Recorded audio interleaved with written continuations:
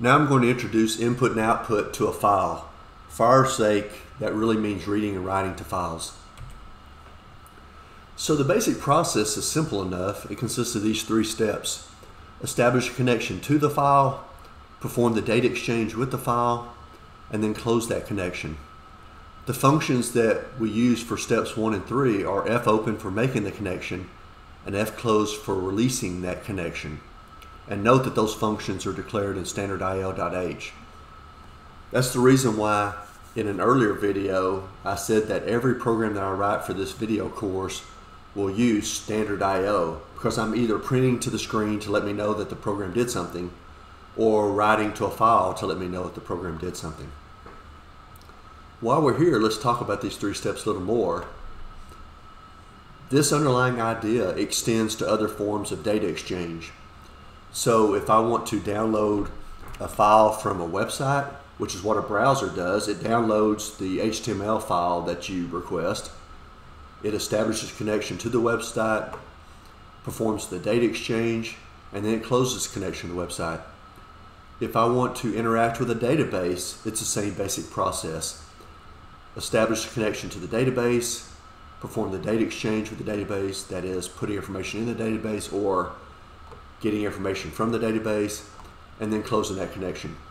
So even though we won't deal with those types of situations in this video series, realize that the underlying ideas do extend to other situations beyond just reading and writing files on your local computer. When I connect to a file, I need some way of referencing that connection. And so we'll have a variable for that. That variable will have type file star. And so this is what we call a file pointer or file handle. And it does need to be capitalized or written in all uppercase, just like this.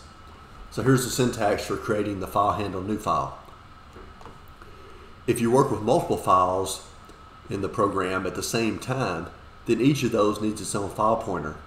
So if I want to read from file 1 and write to file 2, then I need file handles for each of those connections. When I want to open that connection, then the function needs to know two things. What file do you wish to interact with, and the way that you wish to interact with it. That is, do you want to read from it, write to it, or so forth. So in this code down here, I create a file pointer right here called new file. Then I call fopen, saying here's the name of the file that I want to read from. That's what the R is for. So this is a string, this is a string. I'm assuming here that fopen gives me a file pointer that I store in new file. This is the place where I would write the logic to do something with the file contents that I'm reading in. And then eventually I want to close that connection. What are our access modes? Well, we have these 6 for working with plain text files. I can read from an existing file. So if the name that I give is for a file that doesn't exist, I'm going to get an error right here. If I use W and the name that I give is for a file that doesn't exist, I'm going to create that file new. If the file already exists, then I'll destroy the contents of the existing file. So you need to be sure that this is what you want to do if you use W. Sometimes I want to append to the end of a file, so I can use A. And then there's also combinations for reading and writing to the same file, and I can use these versions that have a plus symbol.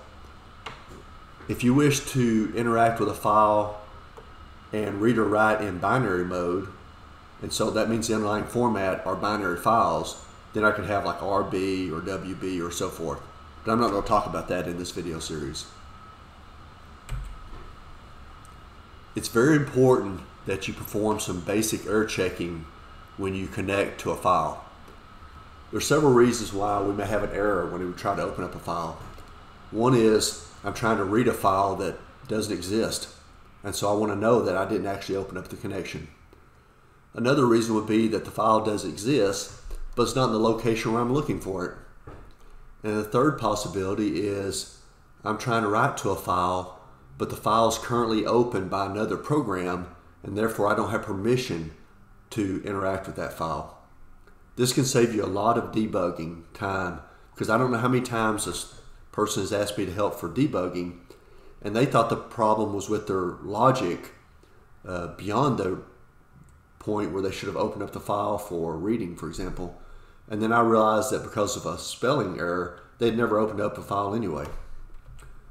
So what does that look like? Well, here's one way of doing it. Here's my file pointer, and then inside these parentheses, and these are required, this left parenthesis and this right parenthesis are required to override the default precedence. Here's where I'm establishing the connection to the file, and fopen is going to give me one of two things. It either gives me a valid file pointer to indicate it was able to open up this file for reading, or it returns null. If it returns null, then this expression here reduces to a value of null, and it says if null equals null, and I entered the body of the if statement. If it gives me a valid value other than null, well, then this overall expression will reduce to something not equal to null, so this is false, and I skip past this to this point where I do something with the file, and then I close the connection. So what needs to happen inside the body of the if statement? I like to include a print statement letting the user know that I was unable to open up the file for reading, because otherwise I'm just going to exit and they don't know why the program stopped. So it's helpful to say, well, the problem was you couldn't open up the file for reading as opposed to some other reason for stopping. And then what I choose to do for my files, or for my program, excuse me, is to simply exit. I don't want to use exit 0 because 0 indicates that we exited for a good reason. That is, the program did what it was supposed to do and then we exited as we normally would. Any other non-zero number indicates that there was some kind of problem. Now this simply causes the program to stop at this point, so I never reach this point where I attempt to do something with the file. A more robust solution would be to, instead of exiting right here, tell the user there's a problem and then give them the opportunity to do something about that problem. So imagine you tried to open up a file in Microsoft Word, but it was in use by some other running instance of Word. Well, you would like the program to say, hey, I can't open up this file, so what do you want to do about it? Do you want to exit? Do you want to open up another file? What do you want to do? That's the better solution, but here I simply just exit. So how do we actually open up a file to work with it? I'm going to show you two options. The first of those is fscanf. So just like scanf, it expects formatted input, and I have to use format specifiers to indicate the types of the variables I'm going to store the information in. So here's 5 of those possibilities.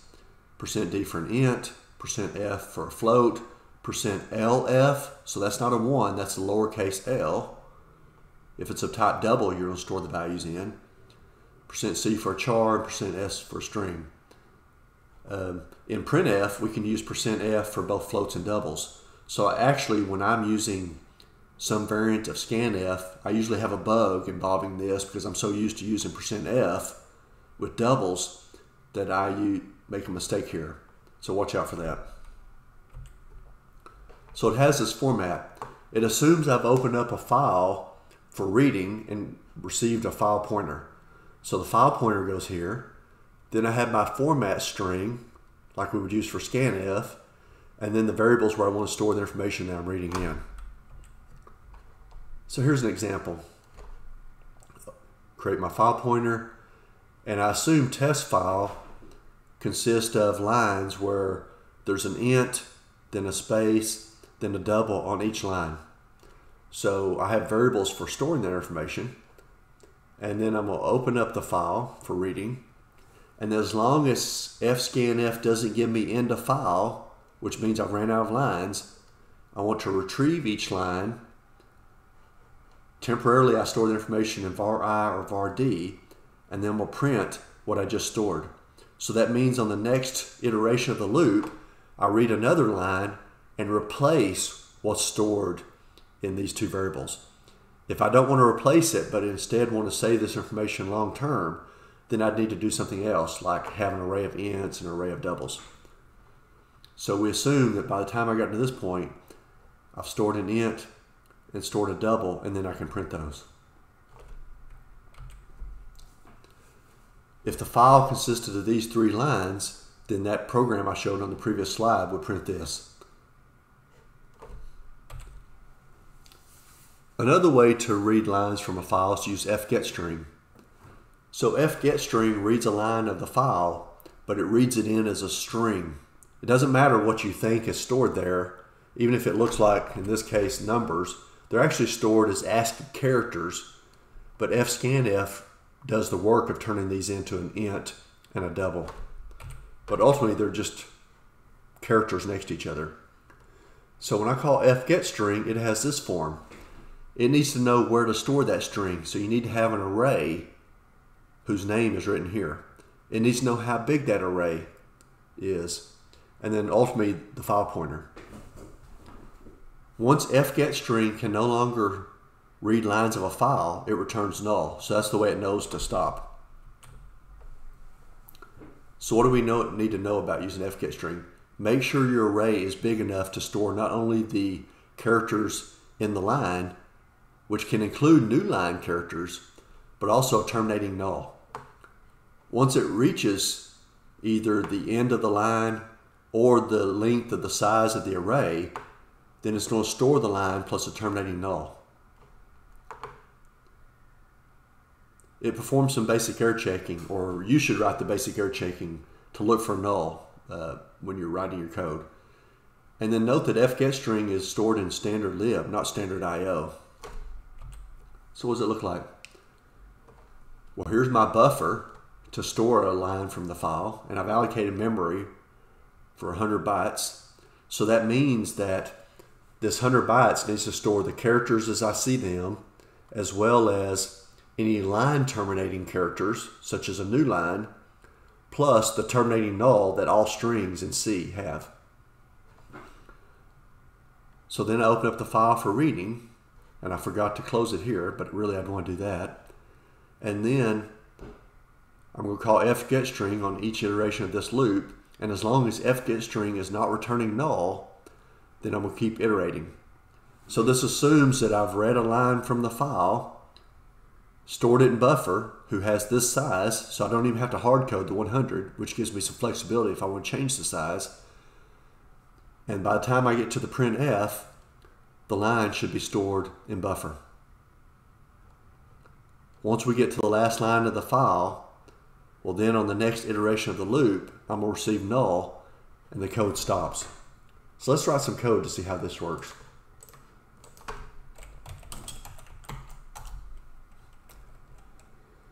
So I'm going to do some error checking. So I need standard lib.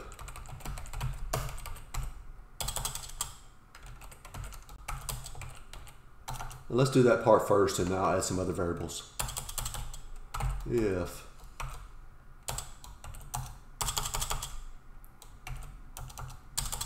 and then I'm going to ultimately close the file pointer. So I like to go ahead and do it now so I don't ultimately forget. And then what we're going to do here. These parentheses are necessary if I'm embedding the call to fopen here. fp equals fopen, and I'm going to open up whatever the file name is. So it needs a string here. It doesn't care how I get that string. So whether I hard code the file name or I pass it in, and I have some string data already. I'm going to read this file called stringdata.txt. And this is telling me I have a mistake in here. So the mistake is there. So that goes there. Char star. I can use char star because I'm not going to change the file name. And this would be called stringdata.txt. And that should be string. If I reach this point, that means there was an error and open up the file. So I want to tell the user that there was an error. And one of the benefits of using this string is now I can just pass that string to printf as well. And this is file name. And we'll say unable to open %s. which would be the file name. And then we'll choose to exit.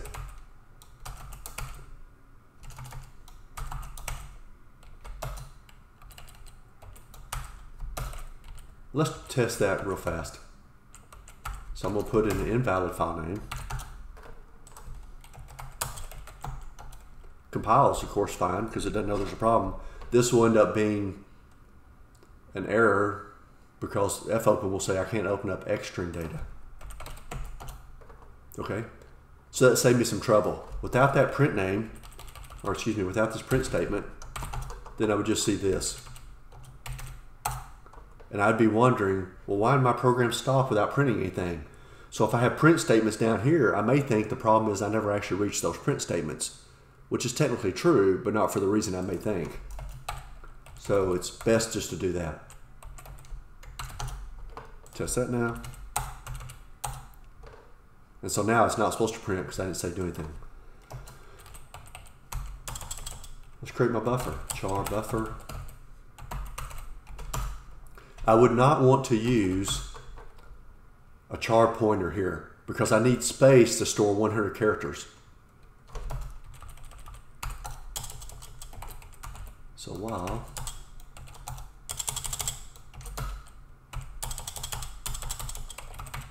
if I'm able to read a line from the file, then I'm going to print it in here. And let's do this to ensure that I really am reading the line. %s z, and I'm going to show you something. This is going to look a little weird.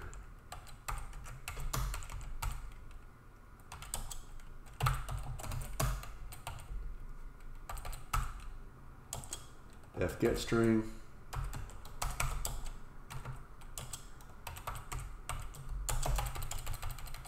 So while that's not equal to null, keep going.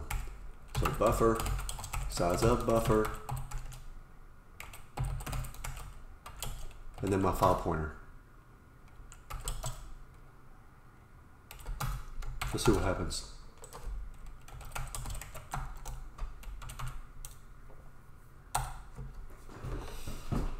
So I'm reading the lines from the file. Here's the file again. So it says a cat, comma 123, and then the next line it wrote z. A dog, comma 45, next line it wrote z. Why is that? Because in this file, the way that the lines are separated from each other is there's a new line embedded in the file.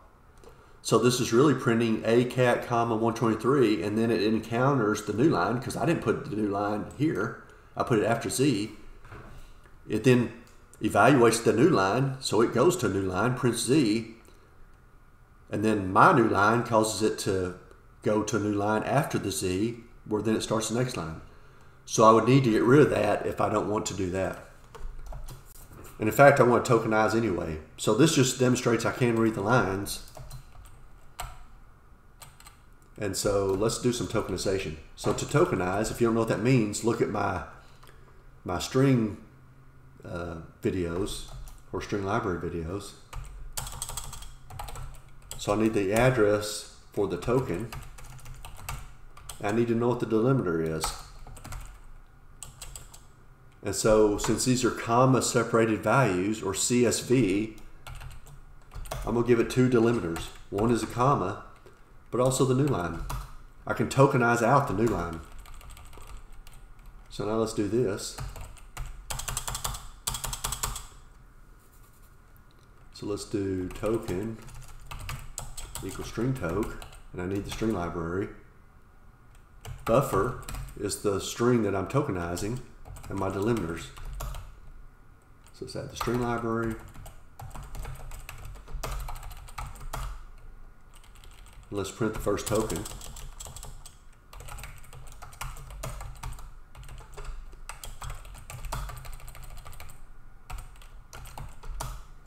And let's put this vertical bar here to indicate that's where the end of that's at.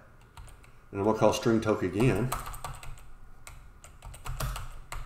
But this time I need to use null here, so I'll pick up where I left off. So now this will get rid of the new line. So I really need to insert my own new line, but let me demonstrate to you that that's what's happening. That's why everything wrote across the same line. So I got rid of the new line that was embedded there because I may want to work with something here. But if I really just want to print out the individual values per line, then I added my own new line in there. So what if I want to do something else? So what if I want to produce a sum of these numbers? Well, they come in as strings. So token here contains the address of the string. But there's a function called A to I that basically stands for ASCII to integer. So it takes the string, meaning this right here looks like this, and it turns that into the integer 123. So let's do that here. So let's say token, I'm gonna create another one. We'll say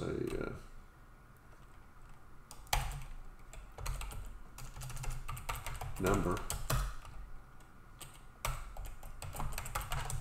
Why do that? Because I want to keep the address for the name that was on the line. If I reuse the variable, then I lose the first one. And so now I'm going to have a summing variable. Get sum with initial value 0. And then I'm going to say %s. So we'll get rid of this.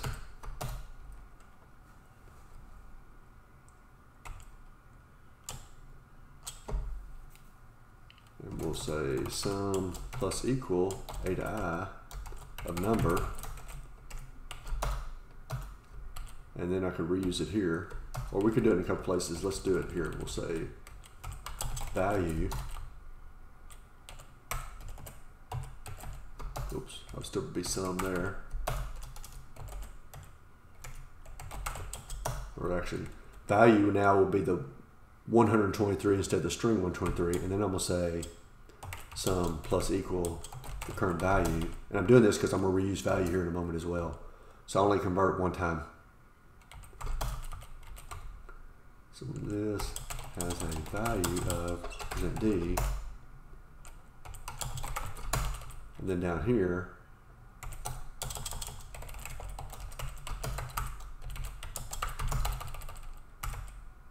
the total value is %d.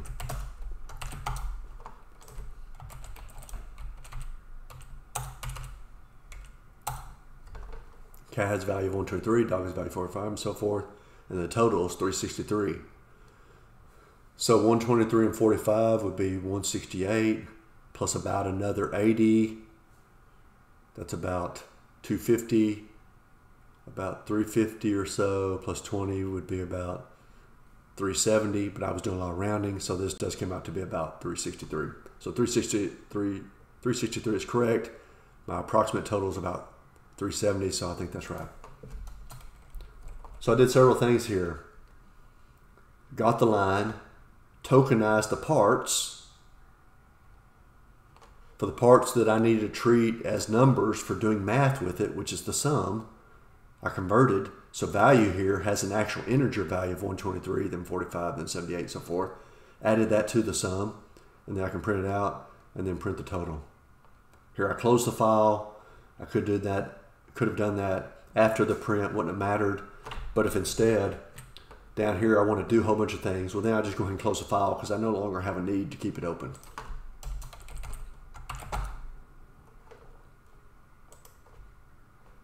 Note that fgetString uses null to know when we're at the end of the file instead of end of file, which is what fscanf uses.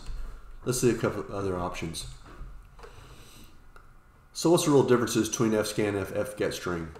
fscanf expects that you have formatted input in some form, meaning something where you know what it is. You know, for example, it's a string followed by 2 integers, and that is consistent per line.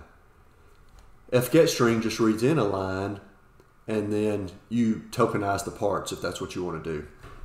I prefer fgetString in most cases, but either one's fine. What about writing to a file?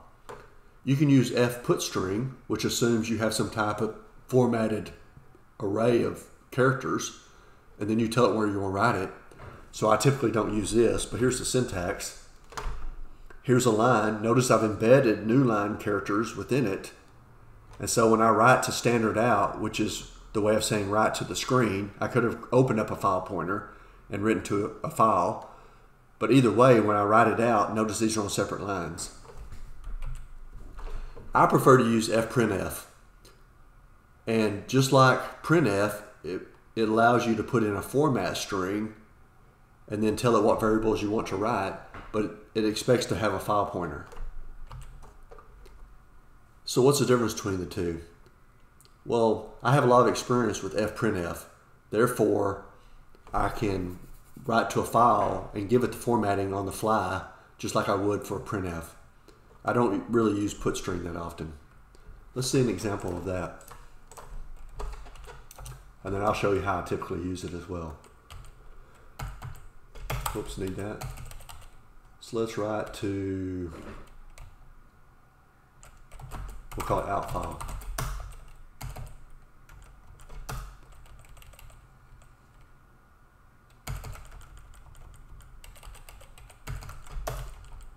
So let's make sure this works, because I just cut out a bunch of lines of code.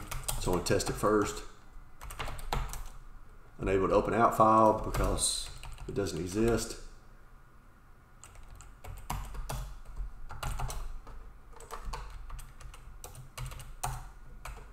And it opened the file, so it's actually never going to, well, it could be that it won't open it because of some other problem, like it's already in use or whatever. But it was able to create it on the fly and then write to it. So let's do this. So let's say what I want to do is I want to write the numbers 1 to 10 on each line of a file. So I equal 1, I less than 11, I plus plus. And actually I'm going to write 2 things per line. fprintf. My file pointer would go here, but I'm going to change that here temporarily. What I want to write is I, followed by a comma, but that's not what this comma is. And then I plus 100, for example.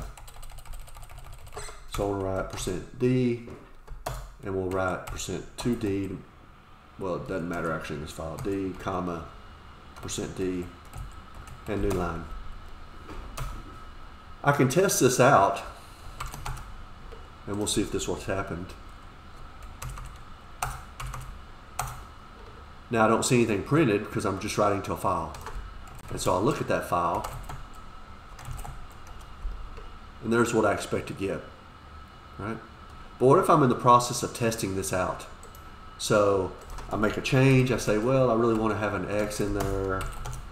Now redo it, recompile, look at the contents, check it out. I don't see anything because I didn't actually run it. Now I'll do it again.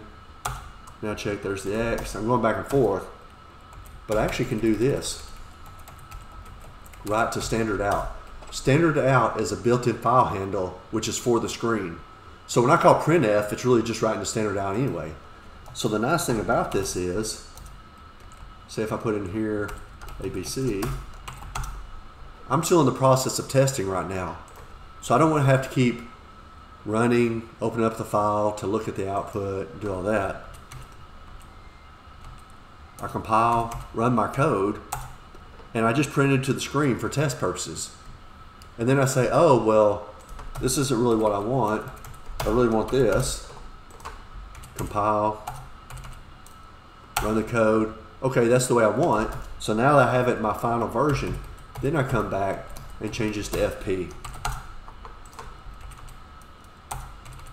Ran it, and then I'll do one final check here to out file. And that's what it is. So it just makes it easier to test as I'm working through my code. But here's how you use fprintf. File pointer, your format string, what it is you want to write to the file.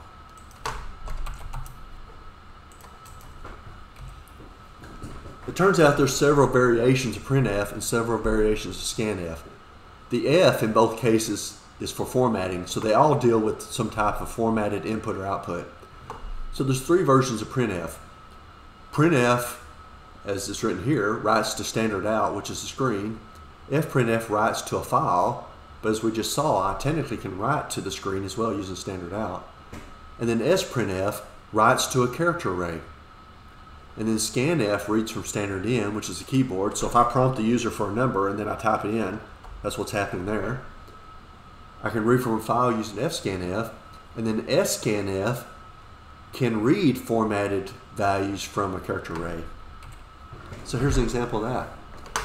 I've allocated memory for 30 characters. Here I've created a null terminated array of characters called something.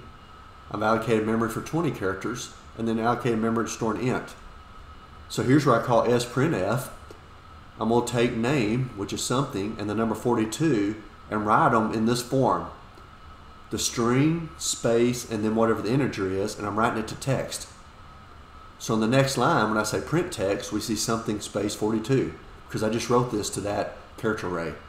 So it's no different than if I'd said char text 30 inside square brackets equals double quotes something 42 close double quotes semicolon. It does the same exact thing. Except in this case there would still be garbage after the terminating null. Now I want to get what I just stored. So now I call scanf. I'm reading from text, which contains something 42. Here's the formatting of what I expect to be there, a string, space, and then an integer. I'm going to store the string in first, which is a character array, and store the integer at second. So I need the addresses of both. And just to show you that's really what I did, I'm going to write those out in reverse order. So now I'm going to print to the screen the integer, which is 42, and print the string, which is something. I don't know that I've ever had a need to use scanf, but I've certainly used sprintf to produce strings on the fly that I want to use for some other purpose. So those have occasional usage.